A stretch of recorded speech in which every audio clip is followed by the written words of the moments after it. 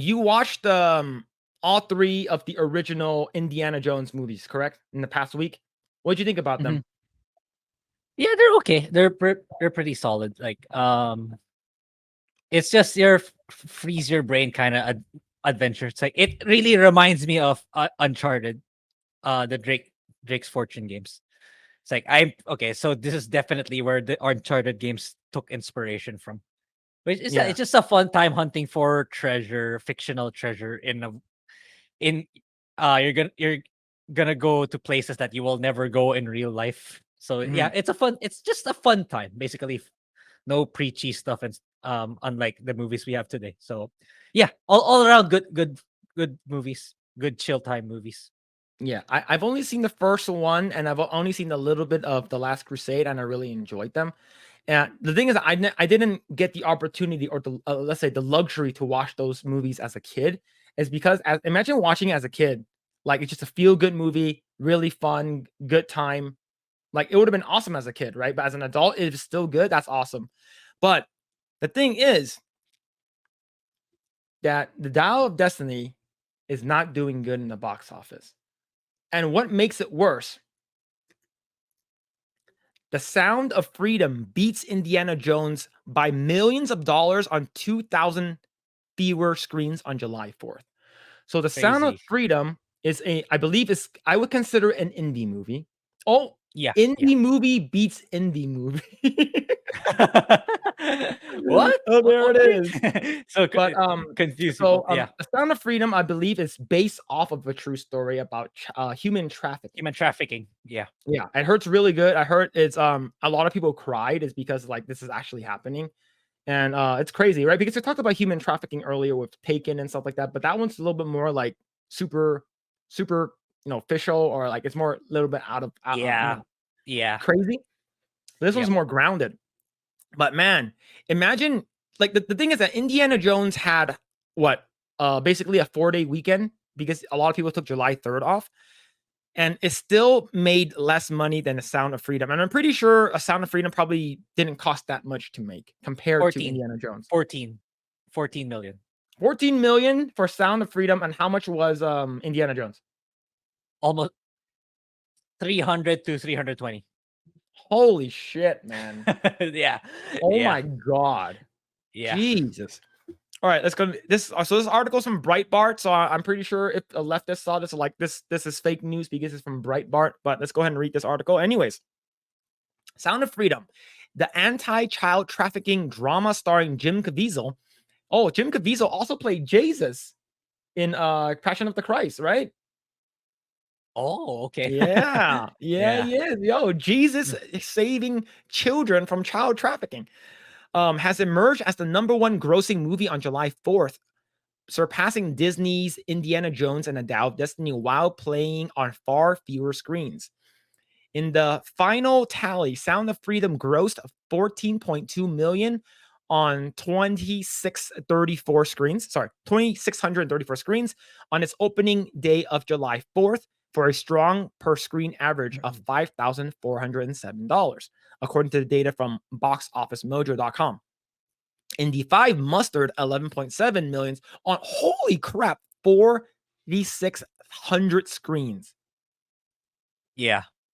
Like that's almost doubled. Yeah. Exactly. Holy crap.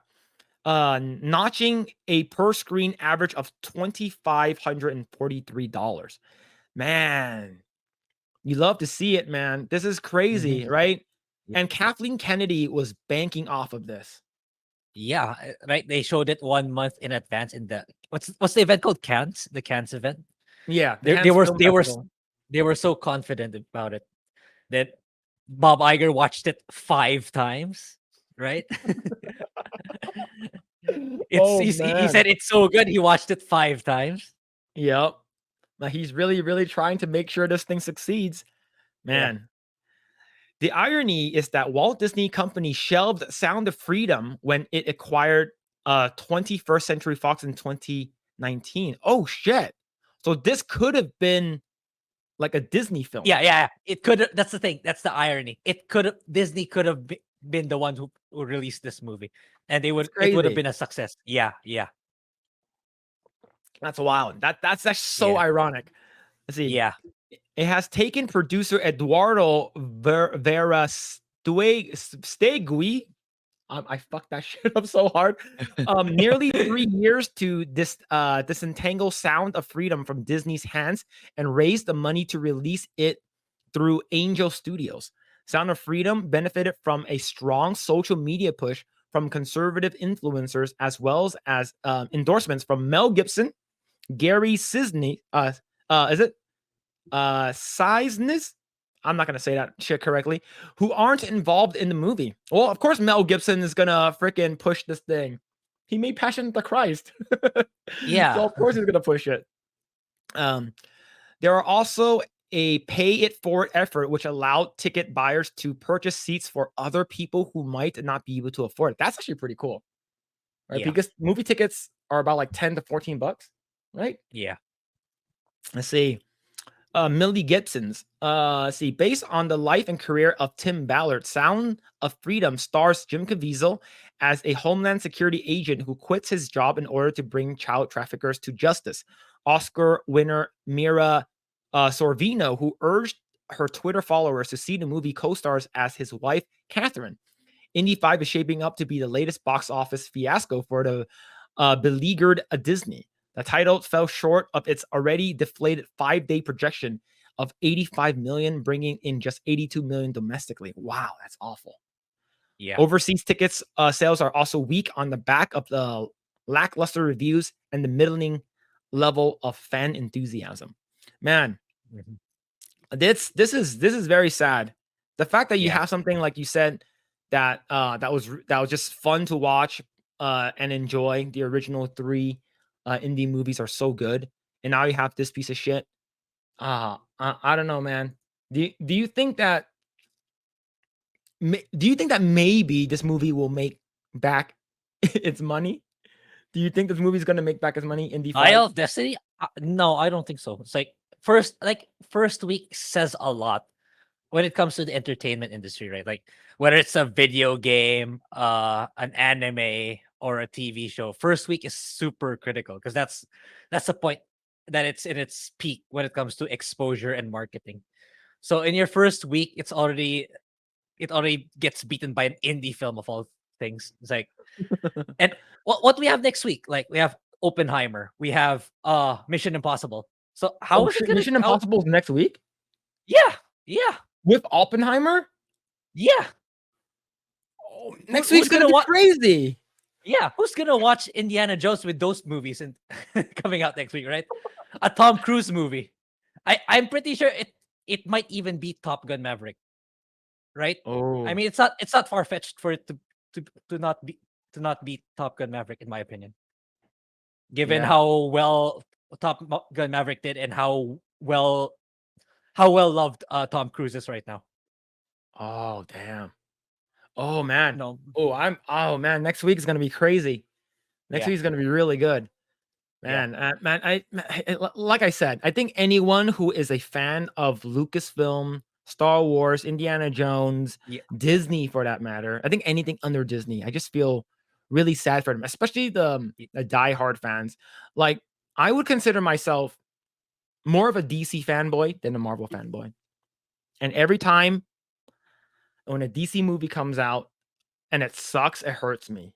I'm like, that's why when I watched The Batman, which I thought was pretty good. I didn't think it was yeah. It's fantastic. I all thought it right. was pretty good. Yeah, it's all right. Yeah, I'm like, okay, like I want to see more. I want to see Robert Pattinson get buff because motherfucker he said that people were yeah, saying that he didn't want to work out because he's too lazy or some shit like that. And he says that, oh, you shouldn't have to work out so hard just to play this character. Dude, bitch, shut your yeah, bitch mouth.